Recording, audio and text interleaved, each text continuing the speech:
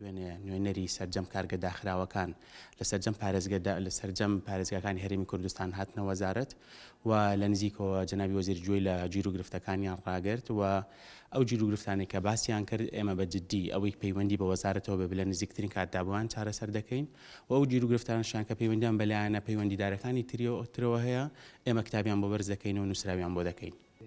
کۆی گشتی کارگە ڕێگە پێدراوەکانی هەرێمی کوردستان ژمارەیان نزیکەی 3714 کارگەیە کە هەمە جۆرن لە جۆرەکانی بیناسازی، خواردن، هەموو سەرجەم سێکتەرەکان دەگرێتەوە.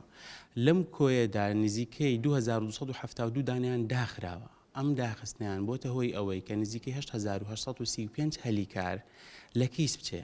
ئەمە وای لە وەزارەتی بازرگانی کردووە کە بە جددیتر بەدەردەچوون بکە و ئیشی جددیتری لەسەر بکە بۆ جارێکی تر ئەم کارگانە بێنەوە ناو ساحەکە و ئیش بکەن و مساهمە بکەن لە ئیقتصادی وەتەنیدا.